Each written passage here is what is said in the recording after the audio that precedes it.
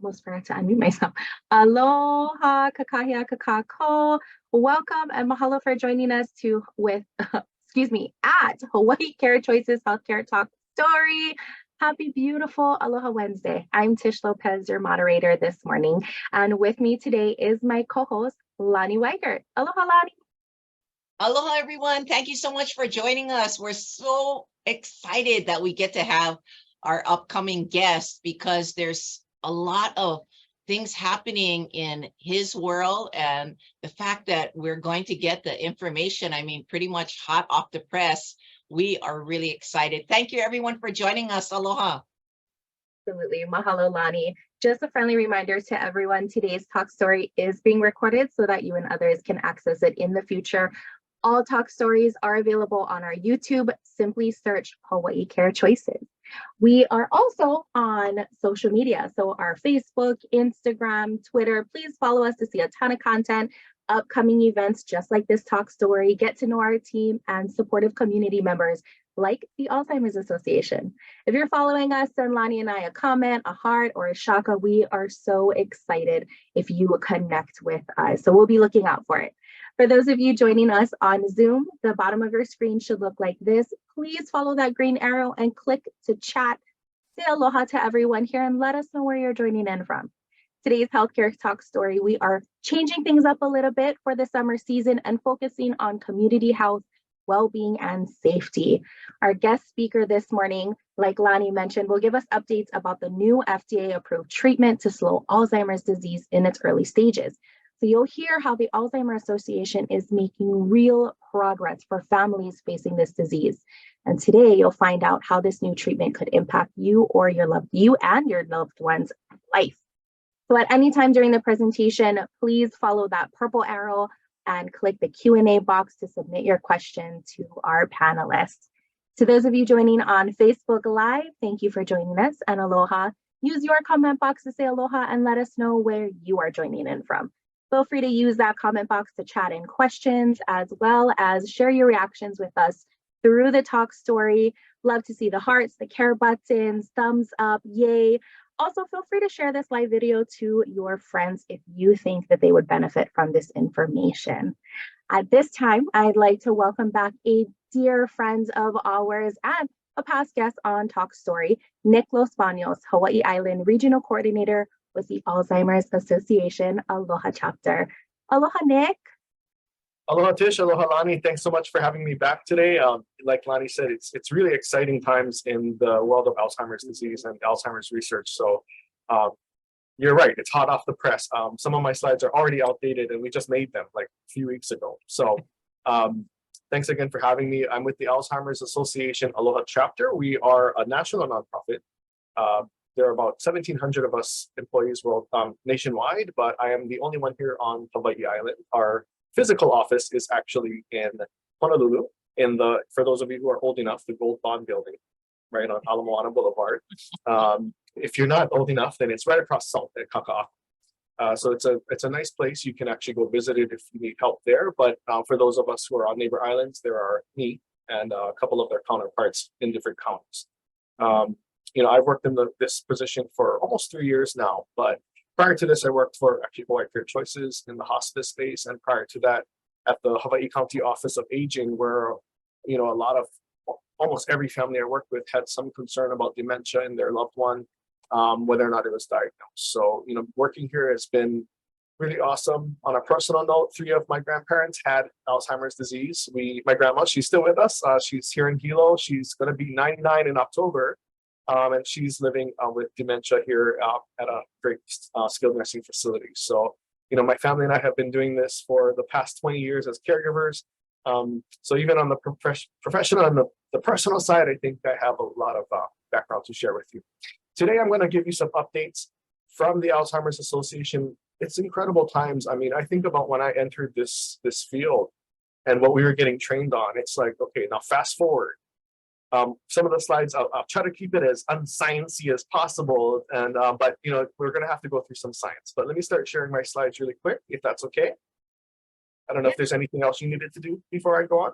Absolutely. Go ahead and share, Okay. Nick. I love that you were sharing your personal story. So having that professional connection, but also that personal connection. I mean, it just makes it so real, right? Right. Okay. Are you seeing my slides okay? Yes, me Okay, too. awesome. So I titled today the era of treatment updates from our association, and that's what we've coined this time because as you'll see as I go along, it's pretty cool. So first though, I'd like to start with some foundation setting. I want to make sure that we're all on the same page as far as what Alzheimer's is, what it's not, what dementia is, and what it's not. This is our vision here. You know, we are really working ourselves out of a job in a sense, right? We want a world without Alzheimer's and without dementia. Even though science is progressing very quickly, as we'll talk about today, it's not just where somebody approves these drugs and ta-da, everybody is good to go. So it's still going to be quite a fight. And again, the news, incredible, it's just coming out so quickly. So I'm happy to share that with you in a bit. Really quickly, I'd like to start with a few questions. So the first question I have is Alzheimer's a normal part of the aging process? If you want to throw your answer in the chat, or if you're on Facebook Live, you can put your answer there, true or false.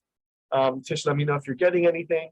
But this is an interesting one because it was long thought that that's just what happens. Okay, and the answer is false. It is not. So Alzheimer's is it's a brain disease. It's a very specific disease that causes problems with memory, with thinking, and behavior. So for anybody who has worked with or has had a loved one with Alzheimer's or any kind of dementia, you probably understand some of that as far as things like the repetitiveness, the forgetfulness, and whatnot. Later in today's presentation, I'll share some of the top 10 warning signs that you can look out for, because I think the overall message that I hope you take away today is that early detection is what's really going to help everyone as we move forward with these treatments. Second question. People younger than 65 can get Alzheimer's. What do you folks think? It was long called senility. People called it being senile, right? I don't know if you have to be kind of older to know those terminologies. I don't think they use those anymore. So I see false on Facebook and a true in the chat. I see. Okay. So this is true. One of the youngest clients that I have right now that I'm actually working with on one of the health plans is 38 years old. Now, I want to put a caveat in there. A majority of folks who are diagnosed are 65 plus, and we'll talk a little bit about some of the logistics around that. But there are some times where people will have some kind of genetic or hereditary condition that they do get dementia or Alzheimer's very early on. There are actually two families that I know of in my time in this field where they've had this condition passed down through their mom. And so I remember this one family, the dad called in and said, you know what, my wife has this condition and our two kids do, all three of them are becoming forgetful. And the kids were like in their early 40s, so, and I just turned 42 yesterday. So I'm thinking, okay, wait, am I supposed to be paying attention? The answer is yes. So yes, you can be diagnosed with Alzheimer's before 65. This is just to give you some idea of how many people are estimated to be affected by this in the islands, and of course, this is probably underreported as well. 100,000 kupuna in our islands are estimated to have a diagnosis of Alzheimer's, and this number is based off of folks who are 65 plus. Again, with that previous slide, we're probably missing some folks. Yeah. And for folks who don't go to the doctor, which is unfortunate that a lot of our, kupuna still, are not very good at that. Not their fault at all. We're probably missing a lot of these numbers. The other number that goes along with this, there are approximately 50-something thousand caregivers in the state of Hawaii. Some of you are probably caregivers joining us today. And when I say caregivers, I don't mean folks who are CNAs who are hired by a company. These are family members, siblings, kids, spouses, or just neighbors, friends, church members who are providing care to people with Alzheimer's and dementia for free, right? And so when you think about, gosh, if this was to be something that people paid for, the number is over $1 billion worth of care. It's crazy, right? So I just wanted to set that up there to let you know that for the most part, if you haven't already, you will likely be affected by this either personally in your family or you will meet somebody in your time that has been affected by Alzheimer's. And then some other facts here, 1 in 3 seniors dies with Alzheimer's and other dementia. It's kind of an interesting fact that we actually have stats on for state of Hawaii. We think about Hawaii Care Choices, even my time there, we've seen all kinds of, different reasons why people enter hospice. 16% of folks in hospice in Hawaii have Alzheimer's as their primary diagnosis. But that doesn't mean that folks maybe coming in with chronic, heart failure don't also have Alzheimer's disease, right? So, but 16% in Hawaii come in as Alzheimer's as their primary condition. And it's interesting because I've had families ask me over the years, how does somebody die of Alzheimer's, right? Because physically, I'll tell you about this one guy who asked me, no, but my wife just stopped breathing. Well, correct. So yes, she stopped breathing, but the Alzheimer's, the brain disease, your brain controls everything. So basically the signal is saying to breathe stopped because the brain couldn't do it anymore. So that's the story I kind of use to explain how Alzheimer's, you can die from Alzheimer's, where people physically can't see the brain shutting down, so it doesn't make sense to them. So just wanted to put that out there since this is a Hawaii Care Choices talk story. This is just to point out that while we are definitely in an awesome space as far as science around Alzheimer's, we are still without a cure. Now, not saying these, like, for example, this is breast cancer and prostate cancer combined. Cancer has done incredible things in the last decade even, right? With some of the treatments, you see people beating it, and that's amazing. Cancer touched my family as well, and just seeing how that process went, it was just like, wow, that's so cool. At the same time, we have folks still waiting for some kind of treatment for Alzheimer's, which, again, not yet, okay? Right now, I think it's every day, about 2,000 people get diagnosed with Alzheimer's, right? So that's pretty crazy. So anyway, this is just really to show that there are progressions being made in other areas of serious illness, especially for the hospice world. Cancer is a big one. A lot of times that's where the hospice kicks in, right? When somebody has that type of terminal illness. And as of now, Alzheimer's is a terminal illness. So very similar, heart disease, a lot of work around that, a lot of preventive work around that too, right? We talk about, the blue zones and just keeping healthy and all those things to help with just your heart. So a lot of things like that are probably due to the fact also that it's easier to check your heart, right? It's not as easy to see what's going on in your brain. So when you think about checking your blood pressure, checking your cholesterol, your BMI or whatever they use to, make sure that you're a healthy heart, you have a healthy heart. It's a lot easier to think about that and conceptualize that versus watching your brain deteriorate. So again, just wanted to point out that other diseases that typically have been high death rates, they are decreasing while Alzheimer's is going up. Now, this is one of the most key slides that I share with people. Because one of the questions I almost always get when talking with people is, what is the difference between Alzheimer's and dementia? So as you see, we use an umbrella here. Dementia is the actual term that describes symptoms. So basically cognitive decline. But there are different reasons for that. And Alzheimer's is just one reason, or some people call it a type of dementia, but it's not the only type. So in a few slides, we'll see what Alzheimer's really kind of is. But Alzheimer's disease makes up the majority of diagnoses. Now with, as technology and science and medicine gets, even better, we're seeing a lot of folks who have Alzheimer's and another type. So we're calling that mixed dementia, where they have Alzheimer's and maybe vascular dementia. You might be familiar with vascular dementia because that typically happens when people have strokes. It's caused by bleeding in the brain from brain injury. So, just wanted to show you that these are some of the more common types of dementia, but Alzheimer's by far is the most common type. Okay. And again, this goes back to that question about, is it a normal part of aging? No, because there are specific things happening in your brain that cause Alzheimer's. So here it is. This is my one sciencey looking slide that hopefully I can get through without confusing myself. But one thing that you need to know about Alzheimer's disease, it's very specific. So you have these big words on here. The main thing to know is that in your brain, there are proteins doing they're basically proteins that are transmitting signals, right? Because in our brain, we have these little neurons that are going all over the place, telling us to lift my hand, or to blink your eyes, or to breathe, right? Or to say hello when you see your friend, or being able to speak, or just do anything in your day. So those are the signals that get affected when somebody has Alzheimer's disease. I'm going to try to explain this without being, again, too sciencey, because that's not my area of expertise. But these proteins that are in our brain, what happens is they get stuck. And so you might see the term plaques there and tangles. These proteins are basically getting stuck, and they can't function the way that they're intended to. And so that's what causes Alzheimer's. Now, that is a very simplified way of thinking about it. But that's what causes the brain, as you see the image on the right there, what a healthy plump brain, I know that's kind of a weird way to think about it, but a plump, healthy brain with, lots of matter there, versus one with Alzheimer's, where because these proteins and things are getting stuck, they're losing their ability and basically die. You have fugas in your brain. You basically have these holes because those cells have disintegrated because they're not being used. So it's kind of, you can't, well, as of now, you can't really regrow those pieces, right? That's not how human bodies work yet. I don't know. I'm not going to say no to anything, because who knows, in 10 years we might be talking about some regrowing limbs. I don't know. But in general, those holes, you can't replace the cells that are in there.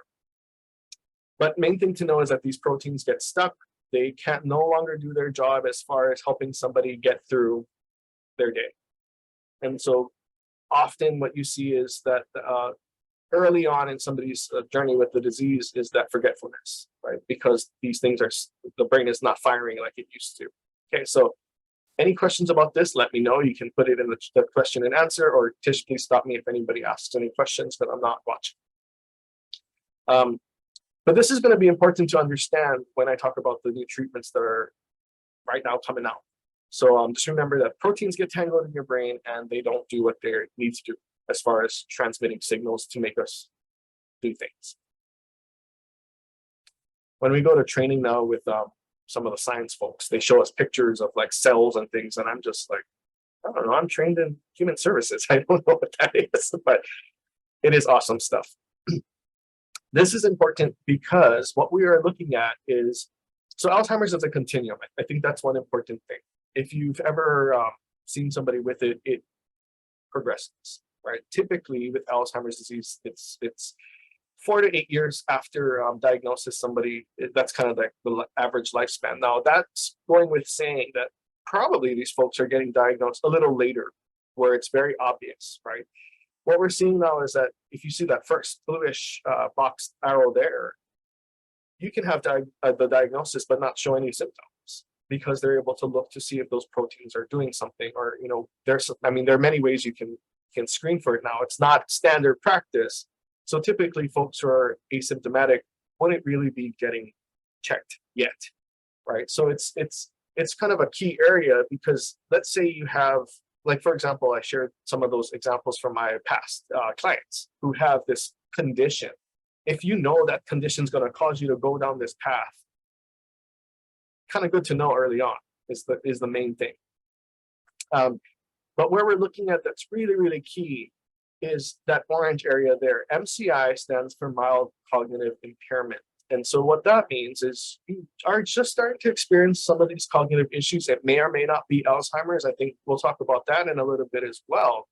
But this is the part where if there's something worrying you about your memory or your behavior, or if somebody notices it about you, that's when you really want to start looking at, what is this, right?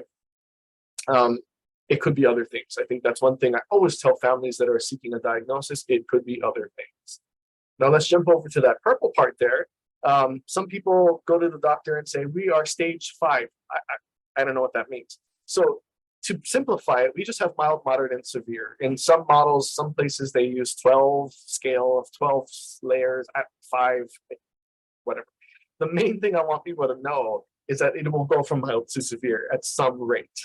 Okay. Typically, like I said, 4 to 8 years after diagnosis, but we have people living way longer. My grandmother, I think she was diagnosed 10 years already with dementia.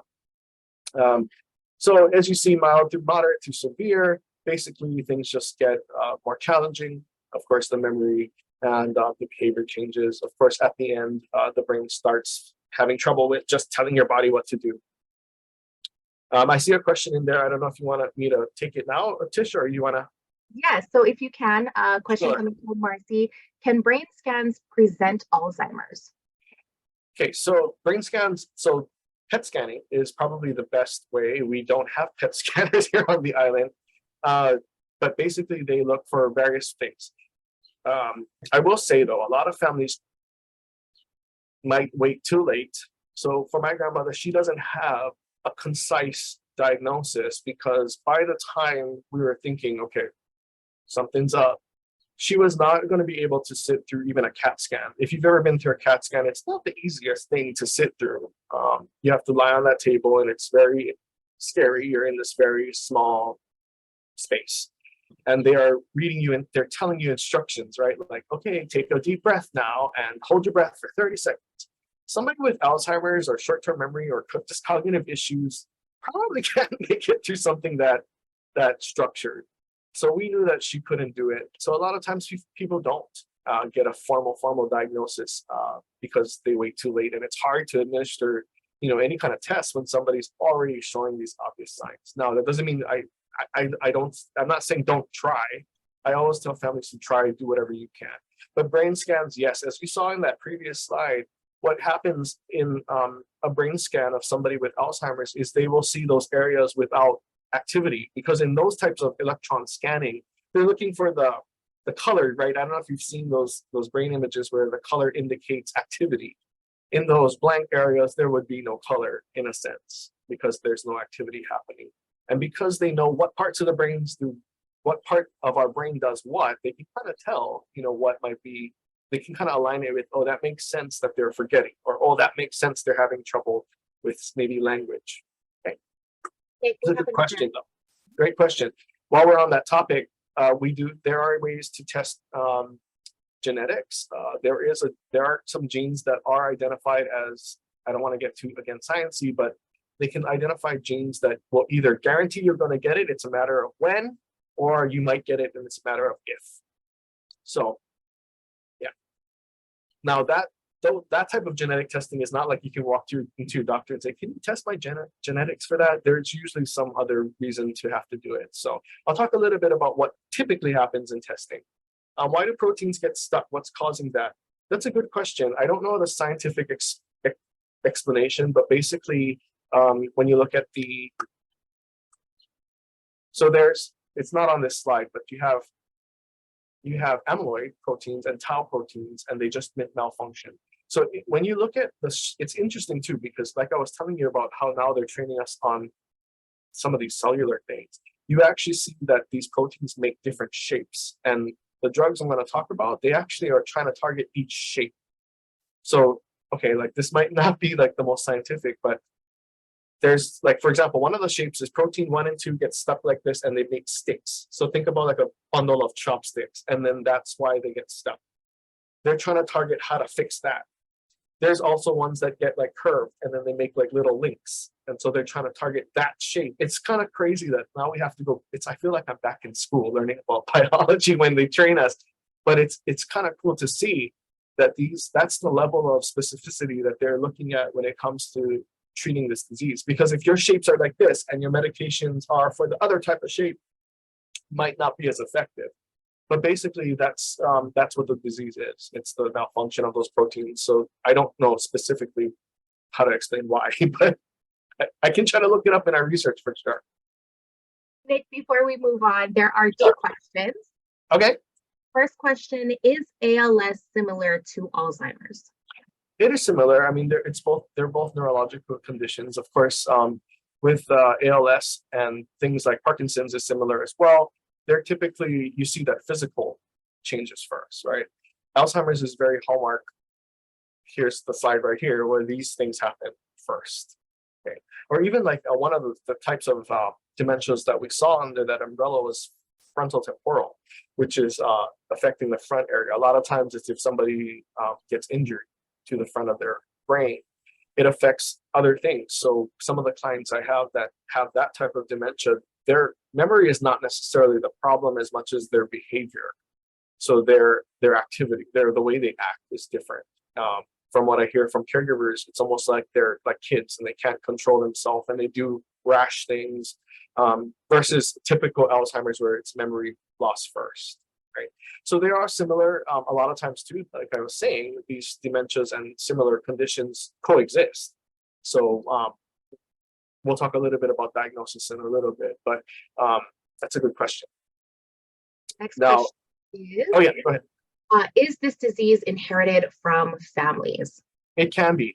Like I was telling you about some of these folks that have a condition that's running in their family. It's usually a genetic thing, or in general, typically it passes on your mother's side more prevalently. So for my family, it's everybody. Like 3 of my grandparents have it, so it's like, okay, we're pretty much in line, Mom. Let's go. So I'm trying to get my parents ready for this because they're reaching my mom's 60 something, but just getting them ready for, you've seen what happens, so let's figure this out now. And I think that's, again, one of the biggest things we're trying to help families with, where my grandma, there's no hope, these medicines are not going to help her, right? Her time has passed, but preparing for the next generation, even my generation, is there going to be hope for us? I think so. We're being told by our people in our science area that we will see the cure in our lifetime, and that is crazy, right? I mean, that's so crazy. So it's just been incredible. But yes, as far as family, it can pass down. It doesn't, again, there are those 2 types of genetics where one says you're gonna get it, it's just a matter of when, and the type of genes that say you might get it, so just make sure you pay attention. So that's what they look at. You mentioned genetic testing. Would you know if insurance plans cover genetic testing, if that's something that you'd like to do and your doctor approves it? I'm not sure. I think the main thing, like I was saying, there has to be a reason. So again, you can't typically you don't walk into your primary care physician and go, hey, you know what? I went to a presentation, said they can test me for genes. If you want to know, the big one that they're looking at is called gene APOE number 4. So anyway, you can't just walk in and say, I want to know if I have APOE number 4. They're not going to do that. I mean, they're going to make sure that they're going to look at other things first.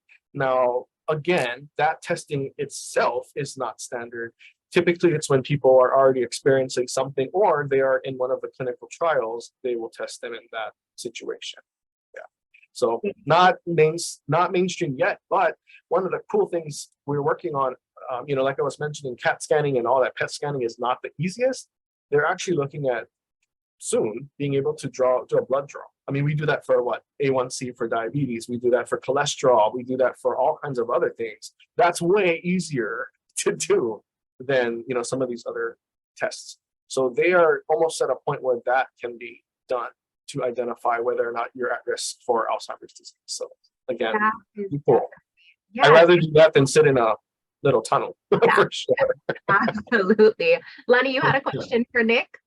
Oh, Yeah. Oh, I put it in the chat. Do you Okay. see it? Yes. So the question is, why is there a rise in Alzheimer's deaths? More people getting it, or what causes Alzheimer's? Is it genetic, environmental, or diet? Great question.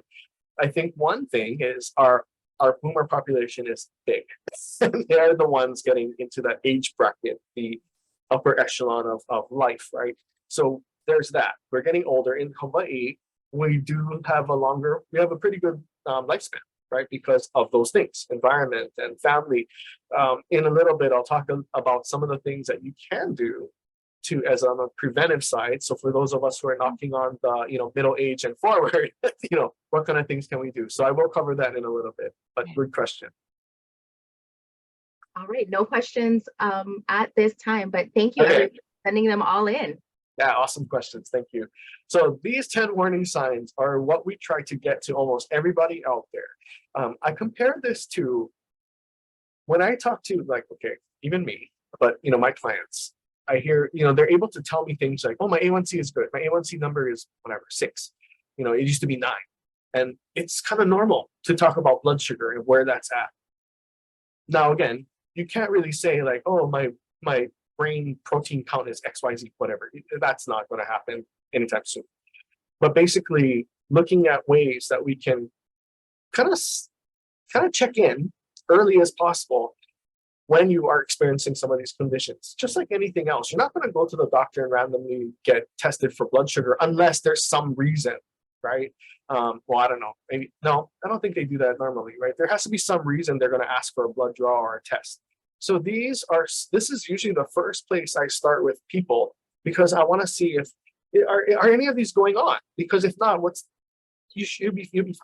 Okay. But I won't go through these specifically. But as you see here, The first one is probably the hallmark of what people see when it's Alzheimer's, right? That memory loss. There's a couple of here. With memory loss, you have that repetitiveness, right? That's something that a lot of families are like, she asks me, my mom asks me every single time, like 30 seconds, one after the other, like, what's for dinner, right? And I get it because I've been there. But their brain doesn't know. That's the first time. Every time they ask, it's the first time for them. Challenging in planning or problem solving, difficulty completing familiar tasks. I think I like that one, number 3, because the key word there is familiar, right? So I have families who in their good, this is, you do whatever you feel you want to do, but in the process of trying to keep their loved ones or themselves engaged, they try to make them take up a new hobby. And I don't know about you, but for me, I'm pretty set with what I like already in my life. I'm not going to really venture too far out, I don't think. But they say, okay, well, my husband's starting to slow down, so I wanted him to start, I don't know, CrossFit. Now, if you haven't been doing CrossFit for most of your life, it's going to be challenging, right? And I know that you're probably thinking, CrossFit, why would elderly? There was a guy at the CrossFit in Waimea in his 90s that was doing CrossFit. He was incredible. So never say never. But anyway, maybe a better example is my grandma. She used to crochet those little scrubbies that are made out of that netting, right? She's done that longer than we've been alive, because that's the kind of things they did growing up as kids, right? She recently forgot how to finish it. So they would unravel, and she was always getting frustrated with, why are these things falling apart? And she felt that because she used to give them away to the nursing staff and to us and to her friends as gifts. And so that was like one specific thing I can think of in our family's life that we thought, wow, something she's done for 70 plus years, she no longer can do. That's what you're looking at. I have people who are saying, oh my God, he doesn't know how to do his Roku TiVo TV. And I'm like, well, neither do I. Like, that's new. Like, I don't know how to do that either. So keyword there is familiar. For those of you in nursing, number 4, that's one that we typically, well, I'm not a nurse, but that's one that typically is used to understand, do you know who you are, where you're at, what's happening? Number 5, I like this one because sometimes, and in some cases, they might not show the memory stuff first, because honestly, in some of the cases, they can hide that very well by joking. So number 5, people tripping. A lot of times they associate tripping and scuffling on the floor with physical problems, like, oh, their leg must be sore, or maybe it's the arthritis. But it could be that their brain can't tell the eyeballs where the curb is to step up. So it's a lot deeper than just the memory loss, as you can see. So these 10 things here are not the only things, but these are the main things you will look at and say, wow, I wonder if there's something I should be concerned about. Now, this doesn't mean to freak out about some of these things, because very common, after I talk about these 10 warning signs, people will call me and say, I lost my keys. Oh my God, should I get checked? Well, sure, you can. But did you find them again? Because the thing is, somebody with Alzheimer's, 1, probably doesn't know they lost their keys in the first place, and 2, cannot backtrack to say, okay, in my bedroom, if I walk back through to the car, I will likely come across it. That process, a lot of times, is something that people with dementia cannot do. Okay, so again, key things, it's changes from the usual and things that are very much not ruining, but making your daily life challenging. That's what you're looking at. Okay, so again, we all make mistakes sometimes, we all misplace things sometimes, but I'm talking about putting your shoes in the refrigerator kind of weird things, that kind of stuff. Okay.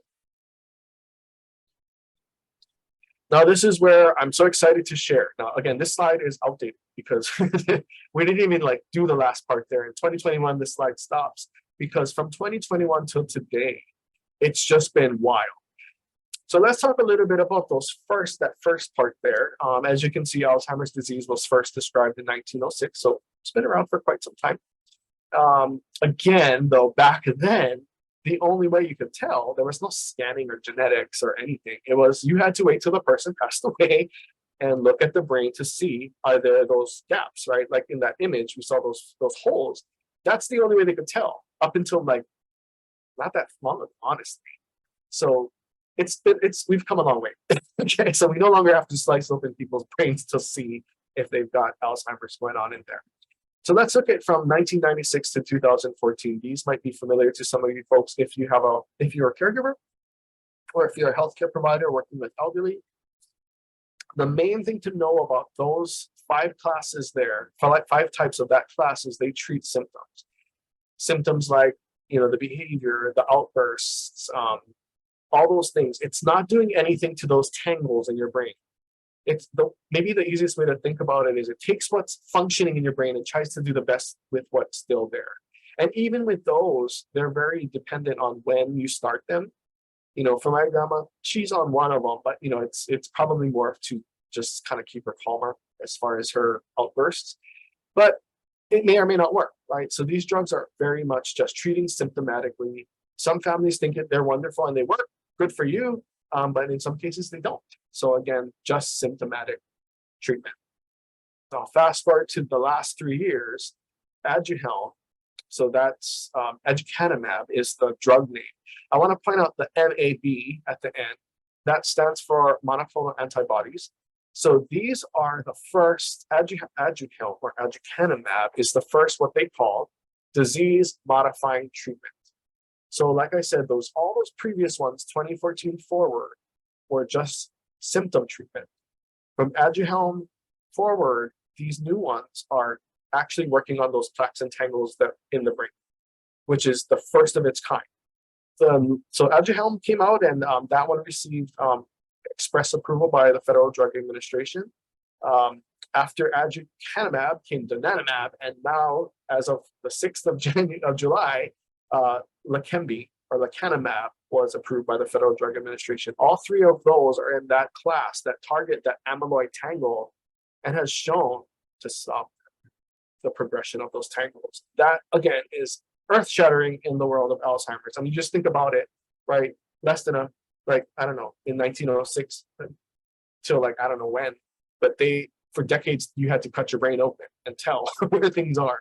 Now we're able to identify the shape of those proteins and possibly stop it. Now, I want to make sure you know that these 3 drugs in that class are not a cure. They're not going to reverse.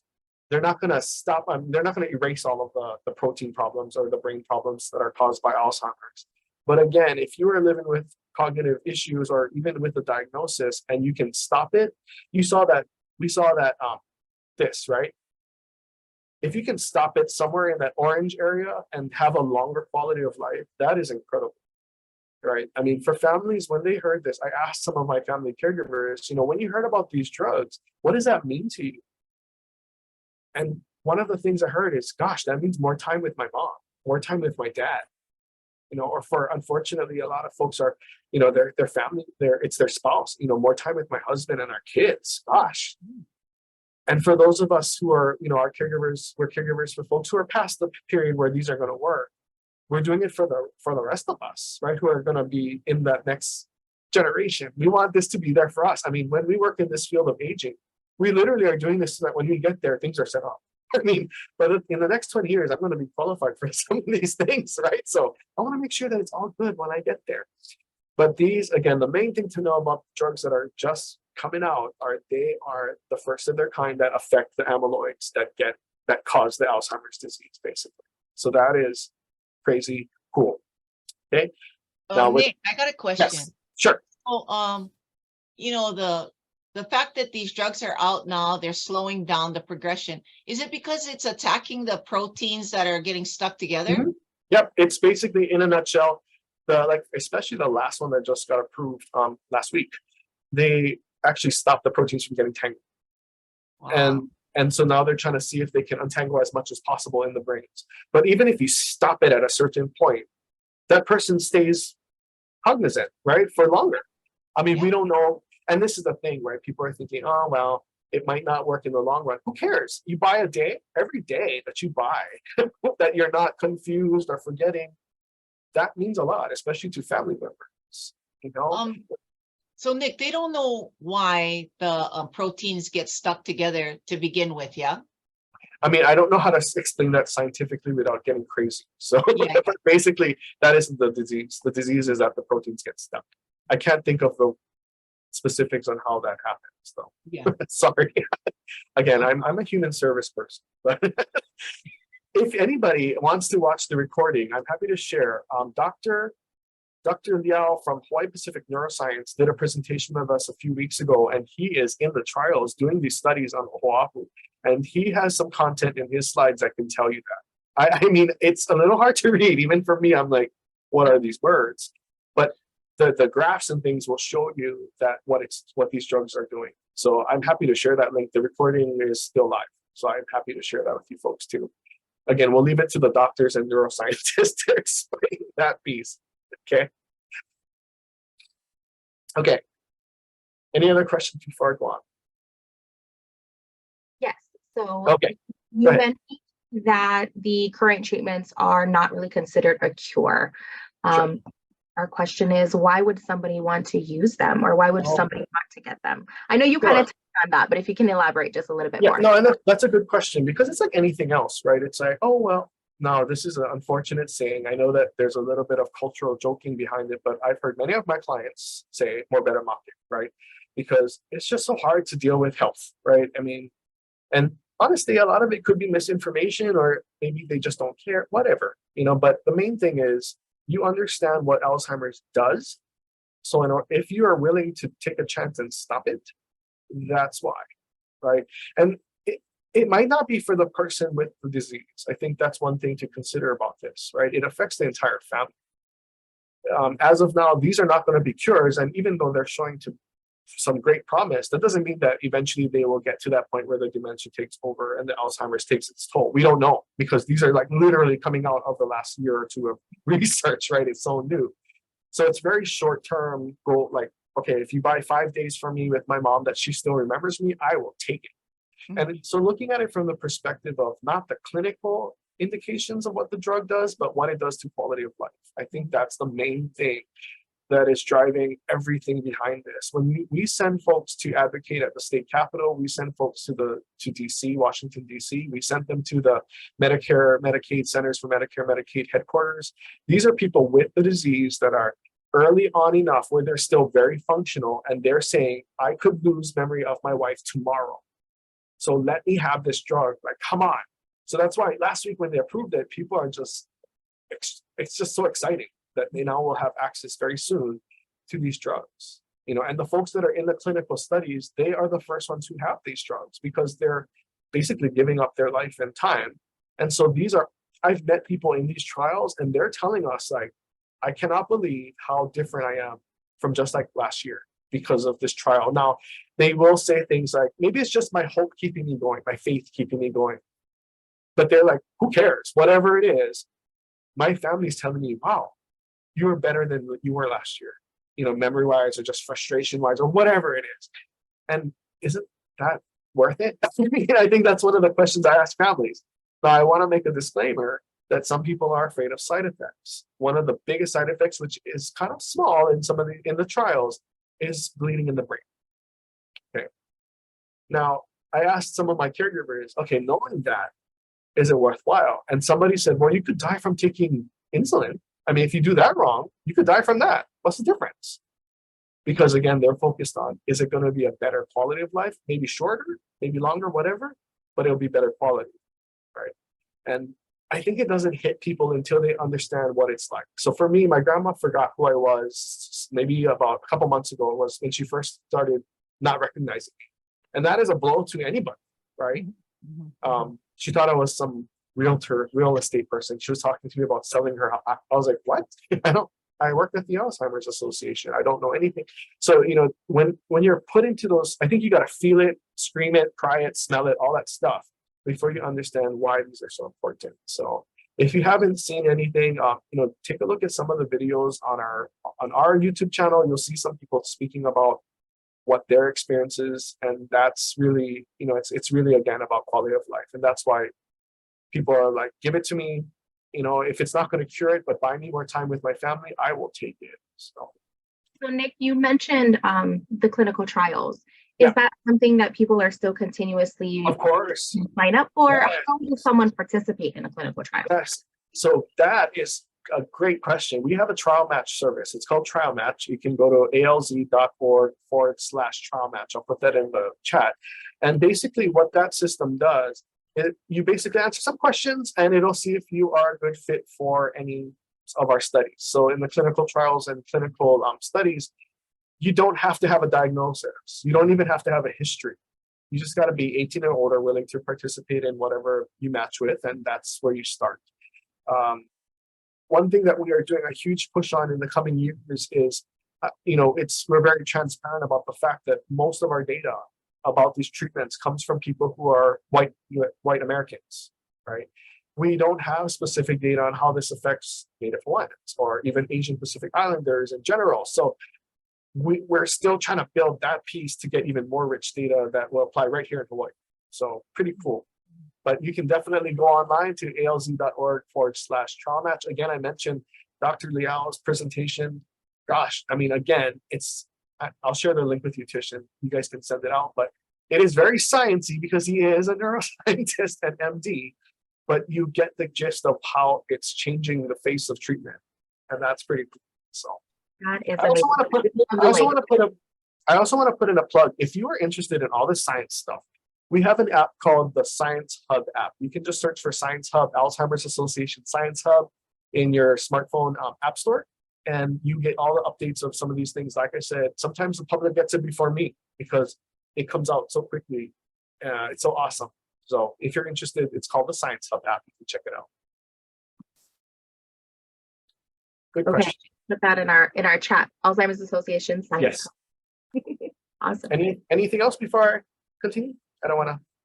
Let's see. Not at this time. Go for it. Okay.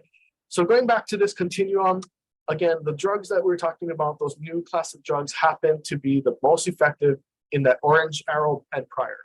And that's why we're really pushing early detection, early diagnosis. Again, it's kind of a hard one because most times you wouldn't think of testing yourself unless you have some issues like some of those 10 warning signs.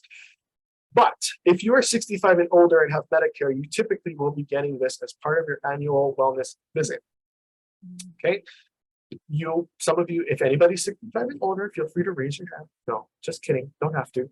But you should be getting something like a mini cog. They usually use a mini cog, and that's testing short-term memory and the ability to follow directions. It takes like 6 minutes or so. So if you're not familiar with what that term is, but they basically say, I'm going to give you 3 words and I'm going to ask you to remember them. So that might, for those of you who have done this test before, that might trigger, that's what they're doing. A lot of times a simple memory test like that is the gateway to understanding if you should be checked for other things. I will put a caveat there that even for us, when we used to train each other in administering the test, because we know it's a test, we freak out and forget the words. And that's different. So, it can be really challenging. And like I mentioned earlier, it's not uncommon for somebody with dementia or maybe possible dementia to joke their way through some of these things.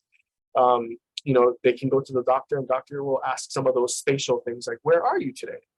And they might say something like, I don't know, you tell me, this is your office. Ha ha ha, which is true.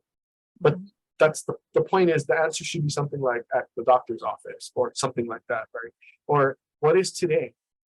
My grandma's a classic example. She told her doctor, apparently it's doctor appointment day because I'm here, but she didn't know what day of the week it was, or she couldn't tell what time of day it was, so they're able to get through these things sometimes. And it's unfortunate that then they don't check further because, your grandma's fine. That was so funny. No, she's trying to get around the truth. And that's, I don't disagree. That's scary news, right? You don't want to hear that you possibly have dementia. So, but that is common where they can actually make it through some of these screenings with a pass when the family is like, no, she can't remember, please. So that's why it's really an important part for the people around, and I know not everybody has a good support group or family around them all the time, but it does rely on the family sometimes to give the notes to the doctor saying, okay, in this 10 minutes, she presented awesome. But at home, this is what happens. So I encourage any of you caregivers who are stuck there to give us a call. We can kind of coach you on some of those things on how to approach the doctor visits if you're having trouble. So, okay. I just really want to highlight quickly what we do at the association. So all of our services are free. The only time you would pay for something is if maybe there's a special conference that has a guest presenter. But for the most part, any of this stuff is free. Care consultations, really, all of the things we talked about today are very general. I always say if you meet one person with Alzheimer's disease, you've met one person with Alzheimer's disease. Disease can be so different for everybody. Everybody's, path is going to be clinically similar, but the way that it presents is going to be different to some extent. But there are also some commonalities. So care consultation really helps with very specific things. So what happens is after some presentations, I get calls saying, I saw some of those 10 warning signs. I've noticed in my dad that he does this, this, this. And that's I will ask specific things like, give me an example of how you think that's an issue, right? And they'll tell me something very specific about dad's behavior versus, this blanket thing. So care consultation really helps with that one-on-one information and referral. If you just have questions about anything in the field of aging, I'm happy to help you with that as well. Caregiver support groups, we definitely do those. Right now, we are trying to bring back some in person, but right now we do 2 virtual ones a month. But we're working on bringing those back in person because virtual doesn't work for everybody. Caregiver support groups, they're not the type where we sit in circle and, it's very much tell us what's going on with your day. I usually will ask them something like, what's going good in your caregiver life? What's not going too good? And we just use that as the basis of our discussion. Education programs, just like what we're doing today, we have those regularly. So make sure to follow us on social media as well. We have a lot of online tools and resources. Some people are not ready to talk to us, and that's fine. I understand it's not easy, but if you want to go through the immense amount of resources, alz.org, I'll put it in the chat, /Hawaii will get you to our website. And the last thing I want to mention is our 24/7 helpline. Now that is literally 24/7 every day of the year. The cool thing about that helpline is it's also staffed with master's level clinicians. So they're like therapist types. So you don't have to call just about technical stuff like, what is Alzheimer's disease? You can say, you know what, it's 3 a.m. and I am super tired. I've been caregiving for my mom for the last 48 hours. I'm ready to just give up. Call them. So I just wanted to point those out. I'm going to skip through to the last slide that I have here. I want to invite you all to September 23rd. As you see on the bottom left there, you might see some familiar faces in that photo there. The Walk Down Alzheimer's is the biggest fundraiser for Alzheimer's disease. It supports what I do. It supports our research. It supports basically all of the good things that we are trying to do to help those affected by Alzheimer's disease. It's September 23rd here in Hilo. And we hope to see you there. You can check us out online I'll put the link in the chat, but I invite you to join us there. But thank you for letting me be part of your day. I know we have a few minutes. I'm happy to take any other questions that you folks might have. But Lonnie and Tish, thank you so much for letting us be here today. Thank you so much, Nick. We are so excited that you were able to share all of that exciting things. And I will say, Lonnie and I will see you on September 23rd, and hopefully all of those listening. I do have a question. What about research regarding prescription medications combined with new treatments? The prescription medications combined with new treatments, meaning the ones. Is there any research? Yeah. Is there any research regarding certain prescription medications that are combined with these new treatments? That's a good question. I don't know. I can't point to anything specific right now. So I would have to look and see if there's anything specifically being done around that. Okay. You mentioned a lot of pharmaceuticals, a lot of different treatments. What if someone wants a non-pharmaceutical recommendation that could improve Alzheimer's disease? Do you have any thoughts or comments on that? Sure. A lot of our research is not just in the medic. I mean, I know that a lot of our information is, of course, being put, our resources are being put in these treatments because that's ultimately going to get us to that world without Alzheimer's. But we also are looking at things, lifestyle related things. I know that was one of the questions I think I saw earlier. What can you do? There are 4 domains that we are looking at and these shouldn't surprise you, right? So one is diet, what you eat, right? Exercise, cognitive exercise, so physical and cognitive, and socialization.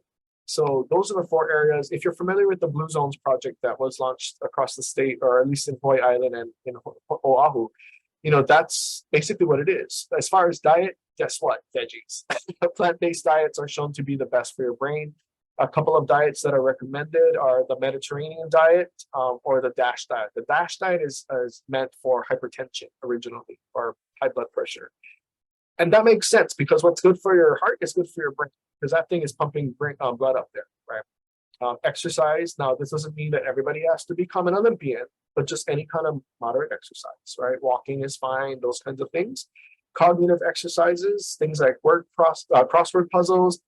Interesting fact, they found that if you have more formal education, meaning not just necessarily college, but even if you sign up for a class and go take a class at the senior center, those kinds of activities can help your brain stay going, right? And it doesn't have to be even a class. They say even if research is also showing that even if you read articles, for example, if you are addicted to, I don't know what you're addicted to reading about, but crystals, right? That's a big thing.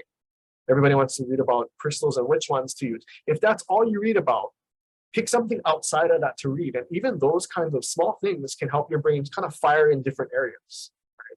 Right? So things like that, socialization, that human interaction is huge. That's why programs like adult daycare. I know we have Hawai'i Island Adult Care on the island. Huge, huge resource for families who are just want someplace for their loved one to be with others. Yeah.